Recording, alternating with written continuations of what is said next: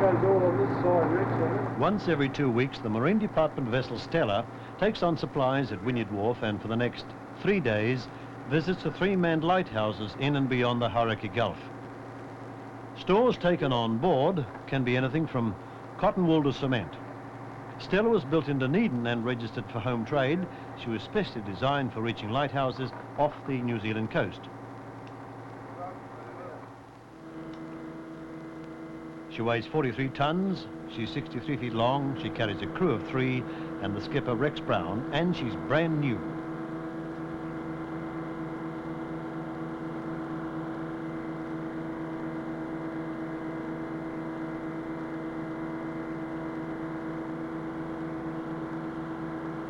First stop will be Tiri Tiri Matangi, and if we make a steady 10 knots and have the tide with us, shouldn't take much more than an hour.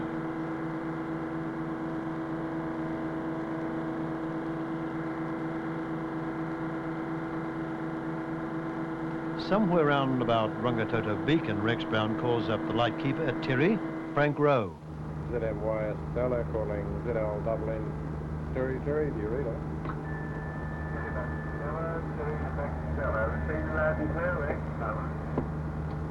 Stella back at Tiri, good morning Frank, if you're okay.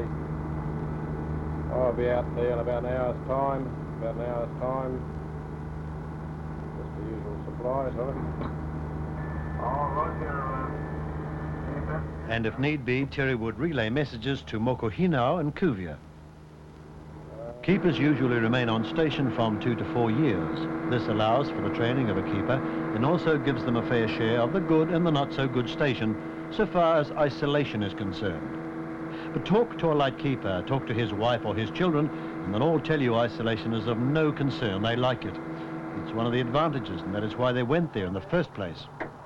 Frank Rowe, for instance, he's been in charge of the light on Tiri now for 5 years. He doesn't want to leave, but he's already overstayed his time, so it's off to a light on the mainland.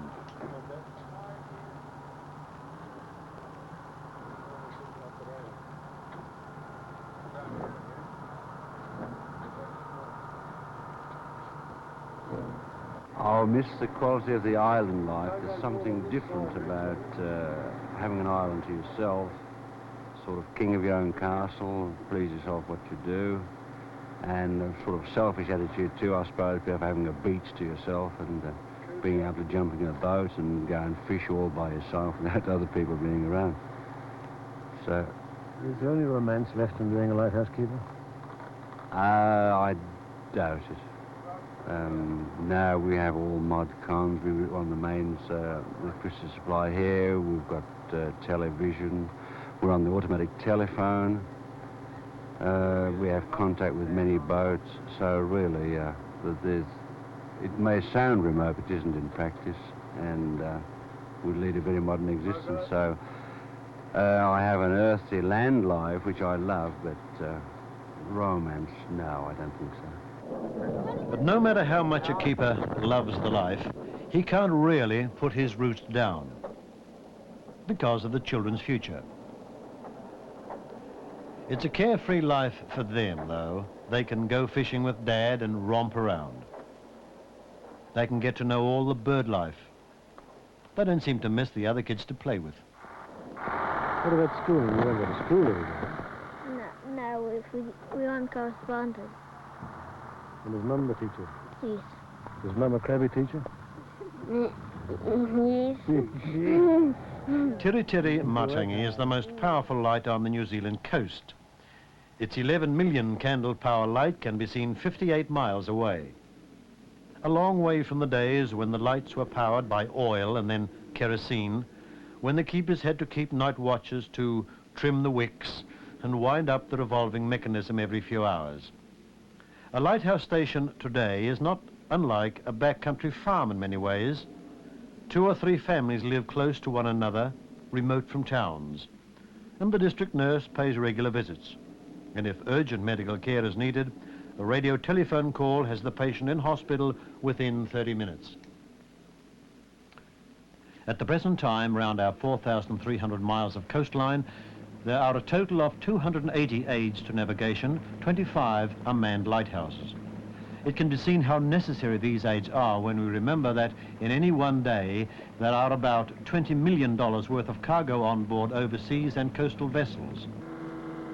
Our next call was at Little Barrier. There's no lighthouse there, but the island's caretaker, John Wisniewski, was expecting some mail.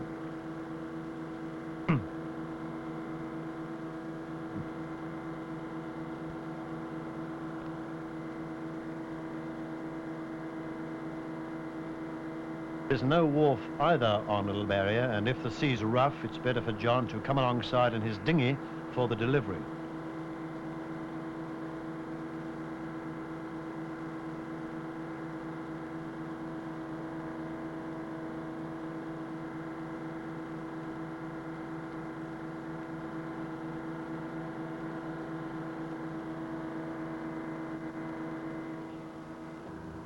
The run from Little Barrier to Great Barrier should take an hour and 40 minutes.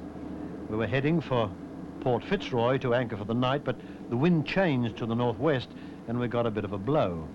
A bit of rain too, 3 inches during the night. And this made filming of the approach to the island and the anchorage just a little difficult. We had to compete with the elements and the elements had to win. We finished with a camera full of water and washed out film.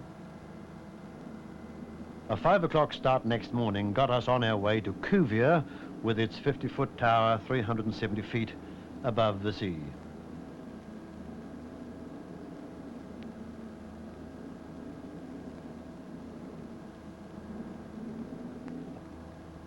The wind had changed round to the south, and although we couldn't film at Cuvier, the crew got all the stores ashore, which included 2 tons of coal. Cuvier is a 3-keeper station with the families living in comfortable homes with every modern convenience and enough supplies to last 6 months. The keeper's wife goes to town once a year and she says the taste of civilization makes her just a little unsettled for a while. But like all other light men, Alan Martin only leaves the island when he has to. Have you ever had to cancel a trip before leaving port because of weather or any other reason? No, I've never had to cancel a trip at all. I've always gone out. I never had to cancel one at all. What about when you get to a lighthouse? Have you had to abandon the landing?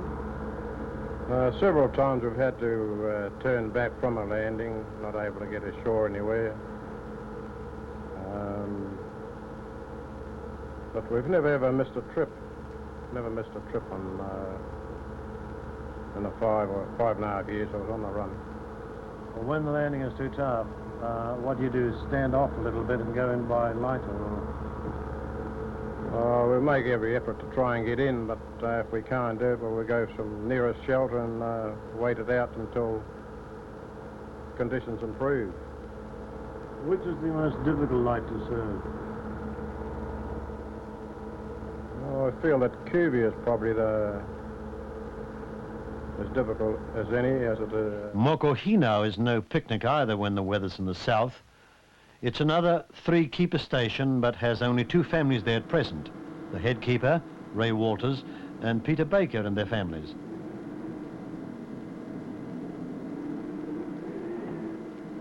Moko is the furthest light offshore and probably has the most rugged coastline.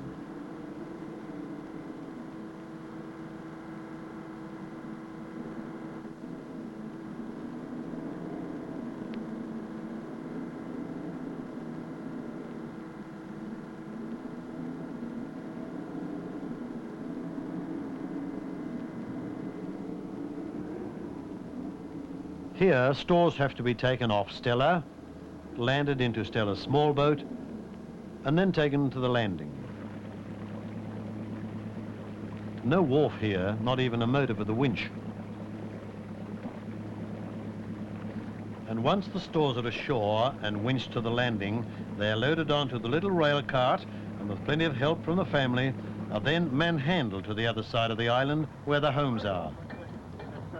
It's a life they all enjoy, but all agree there is, however, one disadvantage.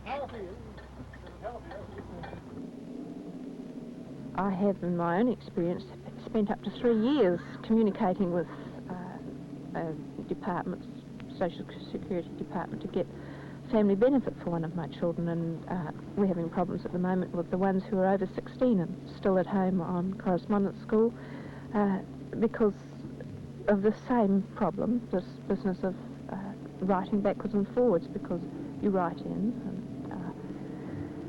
they write back to you, they may miss a boat, and then by that time the amount of time that you're allowed from applying to reapplying has elapsed and you start all over again.